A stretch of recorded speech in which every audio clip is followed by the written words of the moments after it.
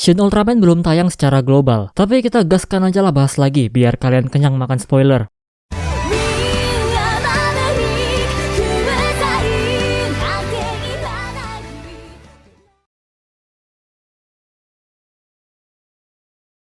Halo semuanya, selamat datang kembali di channel Tidak Pernah Lulus. Iya, kita facecam lagi. Buat kalian yang minta maskernya dibuka, sesuai perjanjian dulu lah, dibuka kalau udah 100.000 subscriber. Makanya kalian share video ini biar yang lain ikutan subscribe. Dan di video kali ini kita bakal bahas semua kaiju atau seijin yang muncul di dalam film Shin Ultraman. Kaiju yang muncul ada banyak banget, menampilkan kaiju yang ada di Ultra Ki dan juga series Ultraman 1966. Dan gak semua kaiju ini dihadapi oleh Ultraman. Manusia juga bisa menanganinya. Tapi memang ada kaiju atau seijin yang sangat kuat, yang lawannya itu harus Ultraman. Sekarang langsung aja kita bahas semua kaiju dan seijin yang muncul di dalam film Shin Ultraman.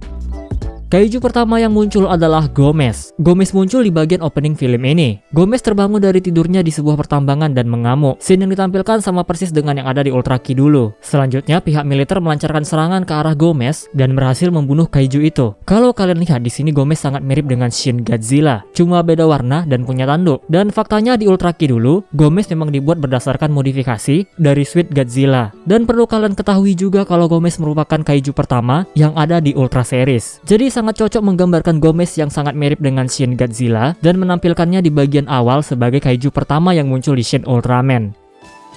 Kedua ada Mammoth Flower yang juga muncul di bagian opening film. Di film Shin Ultraman, tanaman ini muncul di tengah-tengah kota dan mengakibatkan gempa bumi. Manusia kemudian memusnahkannya dengan menggunakan karbon dioksida dan juga radiasi api. Tanaman ini muncul pertama kali di Ultra Ki pada episode 4. Bijinya berasal dari planet Juran, sehingga dia pun dinamakan Juran. Dan setelah tumbuh, manusia menamainya sebagai Mammoth Flower sebagai kode nama. Cerita yang dibuat di film Shin Ultraman juga sama dengan yang ada di Ultra Ki.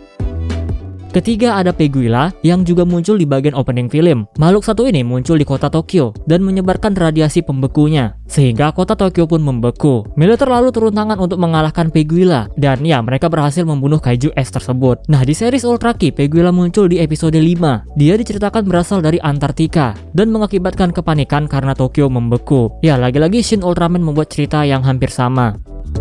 Keempat ada kaiju berbentuk burung raksasa. Dia juga muncul di bagian opening film. Nama kaiju ini adalah Largeus. Diceritakan setelah muncul di Jepang, Largeus terbang menuju laut dan sampai saat ini keberadaannya pun menghilang tanpa jejak. Di Ultra Ki, Largeus muncul pertama kali di episode 12. Dia diceritakan sebagai burung purba yang langka. Cerita di film Shin Ultraman juga mengadaptasi Ultra Ki. Largeus memang menghilang dan keberadaannya tidak diketahui.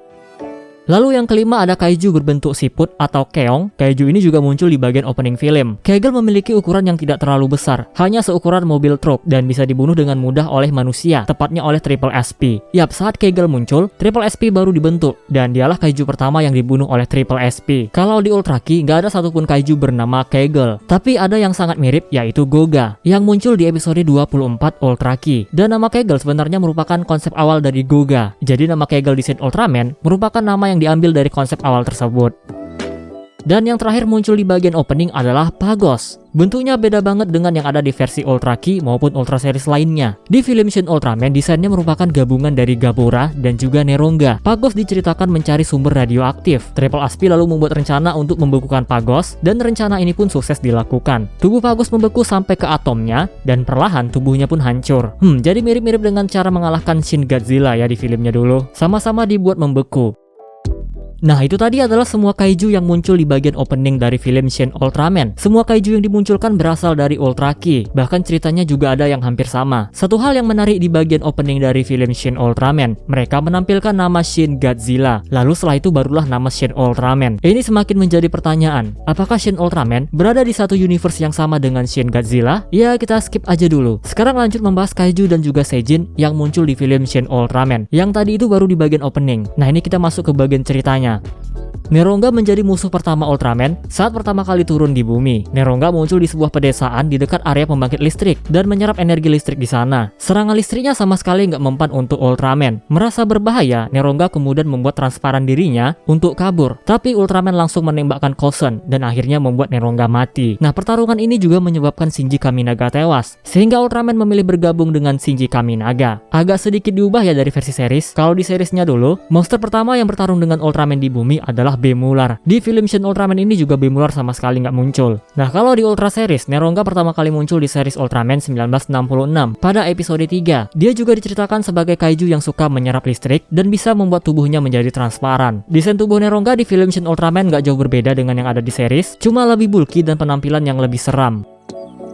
Kaiju yang dilawan Ultraman selanjutnya adalah Gabora. Dia muncul di sebuah pertambangan mencari radium. Gabora cukup sulit dikalahkan karena kepalanya itu tertutup dan penutup kepalanya ini juga berfungsi sebagai bor. Di Ultra Series, Gabora pertama kali muncul di series Ultraman 1966 pada episode 9 dan dia juga diceritakan sebagai kaiju yang suka mencari radium. Desain Gabora di Shin Ultraman agak sedikit berubah ya, terutama di bagian kepalanya tuh. Bentuk kepalanya itu menyerupai tengkorak dan di bagian mulutnya itu banyak lubang-lubang kecil. Ekor Gabora ternyata juga bisa menjadi bor sama seperti penutup kepalanya.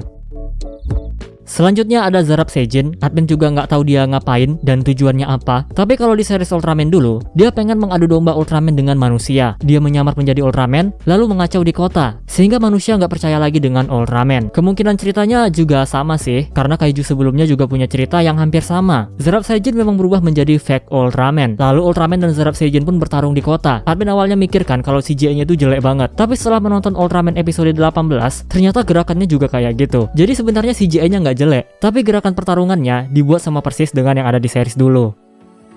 Berikutnya ada Mephilas Seijin. Dia menyamar sebagai manusia, tapi secara terang-terangan mengaku sebagai alien. Kayaknya bukan nyamar sih, tapi gerak pakai tubuh alien kan susah. Makanya dia membuat human formnya sendiri. Admin juga nggak tahu dia ngapain dan tujuannya apa bertarung dengan Ultraman. Tapi yang jelas saat pertarungan berlangsung, Coulson Ultraman itu kalah dari Mephilas. Tapi untungnya Zofi datang dan Mephilas pun akhirnya kabur. Bentuk Mephilas di film Shin Ultraman masih memiliki desain kepala yang sama, tapi tubuhnya menjadi lebih kurus, bukan bulky lagi. Jadi mirip-mirip dengan Evangelion. Iya, namanya juga Hideaki Anno yang buat cerita.